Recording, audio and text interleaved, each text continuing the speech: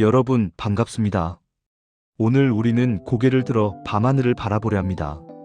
지금 우리에게 밤하늘은 그저 화려한 야경의 일부이거나 우주선이 날아가는 과학의 영역일지 모릅니다. 하지만 수천 년 전 고대인들에게 저 별들은 신들의 거처이자 운명의 지도였으며 거대한 시계였습니다. 전기가 없던 시절, 칠흑 같은 어둠 속에서 유일하게 빛나던 별자리는 인류에게 생존의 기술이자 고도의 철학적 메시지였습니다.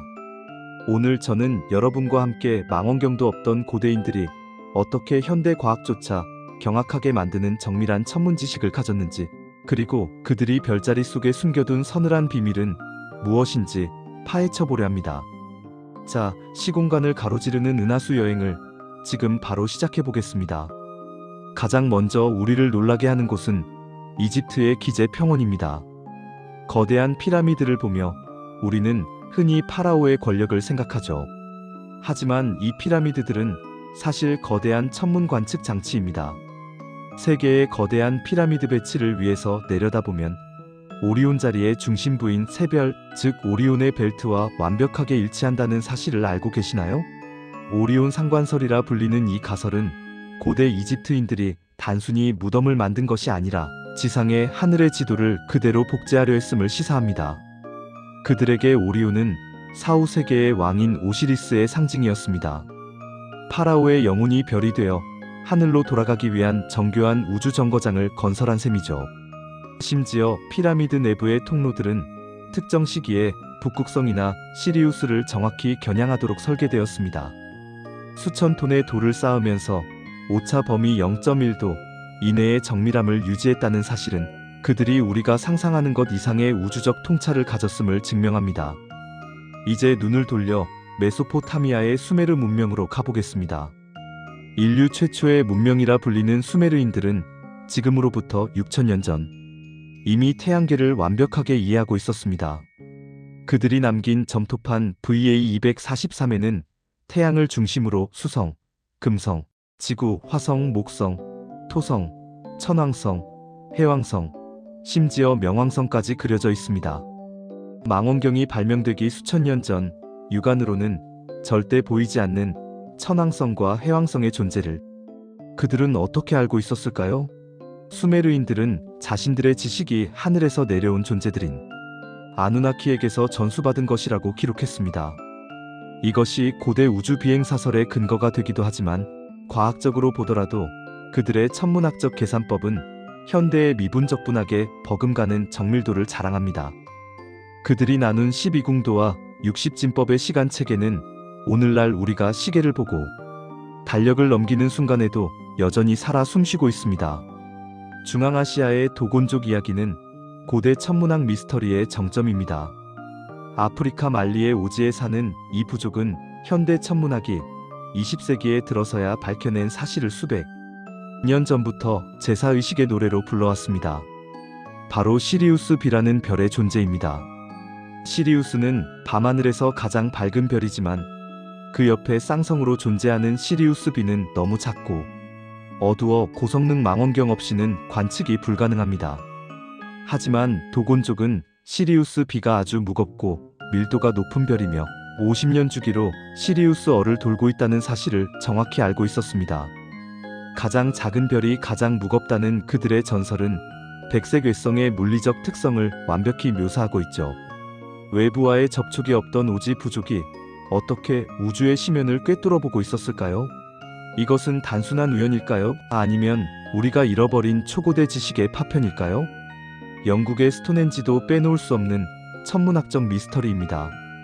평원에 덩그러니 놓인 거대한 돌기둥들은 단순한 재단이 아닙니다.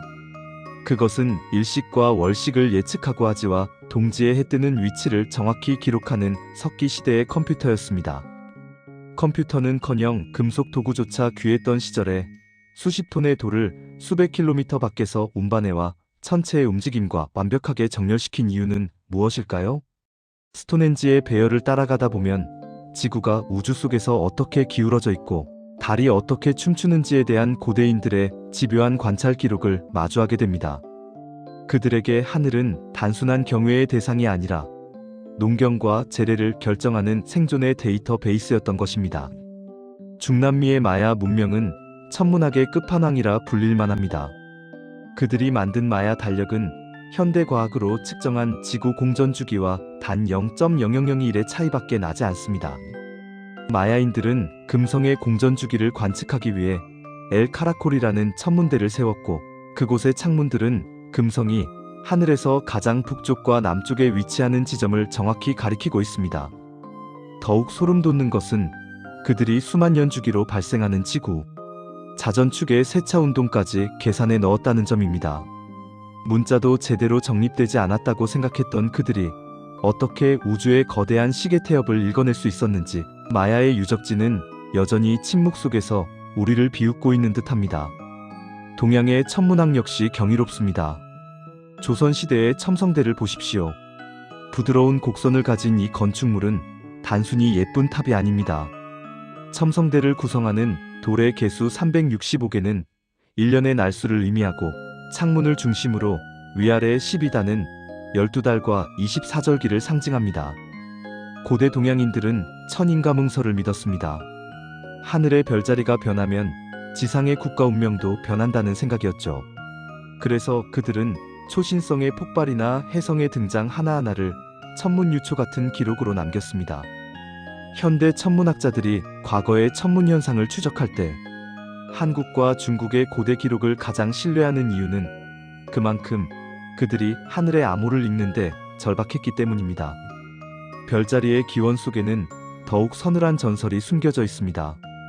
우리가 흔히 보는 곰자리, 사자자리, 정갈자리는 단순히 모양이 닮아서 붙여진 이름이 아닙니다. 고대인들은 별자리를 하늘의 감옥 혹은 기록 보관소로 여겼습니다. 그리스 신화에서 신들은 위대한 영웅이나 끔찍한 괴물들을 별자리로 만들어 영원히 하늘에 박제했습니다. 이는 인류가 잊지 말아야 할 대홍수의 기억, 거대한 화산 폭발의 징후, 혹은 위대한 통치자의 교훈을 별의 암호로 저장해둔 것입니다. 글자가 없던 시절, 밤하늘은 인류 공동의 도서관이었고, 별자리는 그 책의 제목들이었습니다. 특히 북극성을 향한 고대인들의 집착은 대단했습니다. 모든 별이 회전할 때 홀로 고정되어 중심을 지키는 그 별은 황제의 상징이자 우주의 축으로 숭배받았습니다. 하지만 여기서 미스터리가 발생합니다. 지구 자전축의 흔들림 때문에 북극성은 수천 년마다 바뀝니다. 고대 이집트 시절의 북극성은 지금의 폴라리스가 아니라 용자리의 투반이었습니다. 고대 유적들이 가리키는 별의 위치가 지금과 다른 이유는 바로 이 세차 운동 때문인데, 고대인들이 이 정교한 변화까지 계산하여 건축물을 세웠다는 증거들이 발견되면서 학계는 큰 충격에 빠졌습니다. 그들은 자신들의 문명이 수천 년 뒤에 사라질 것을 알고 미래의 인류에게 우리가 여기 있었고 우주의 법칙을 이해했다는 메시지를 남기려 했던 것일까요? 캄보디아의 앙코르와트 사원 단지는 지상에 세워진 거대한 용자리의 복사판입니다. 용자리의 별 배치와 사원들의 위치를 대조해보면 기가 막힐 정도로 일치합니다.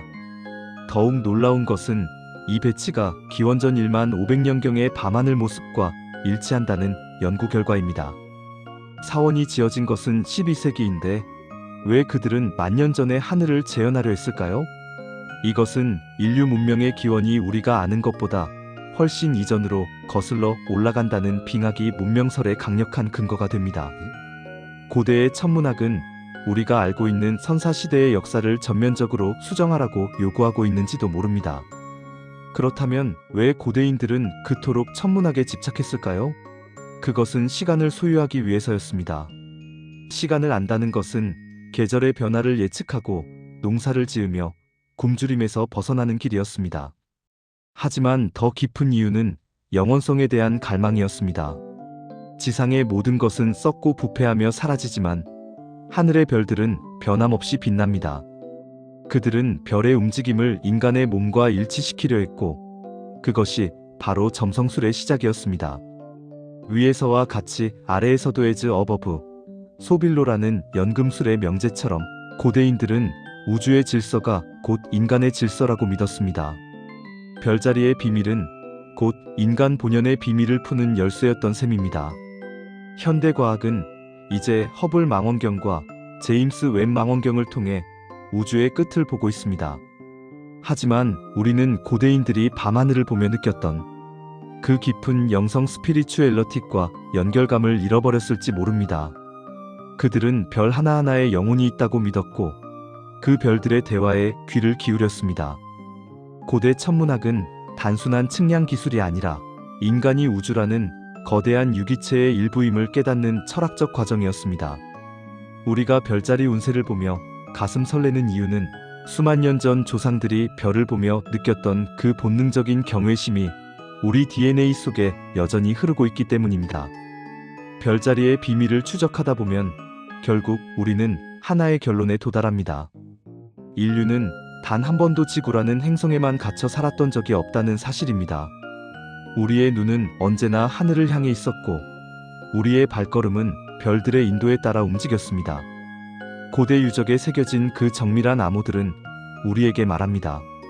너희는 먼지보다 작은 존재이지만 동시에 별의 가루로 만들어진 우주의 자녀들이다. 오늘 밤 잠시 스마트폰을 내려놓고 창문을 열어 하늘을 보십시오. 저 멀리 빛나는 오리온과 북두칠성이 여러분에게 말을 걸어올지도 모릅니다.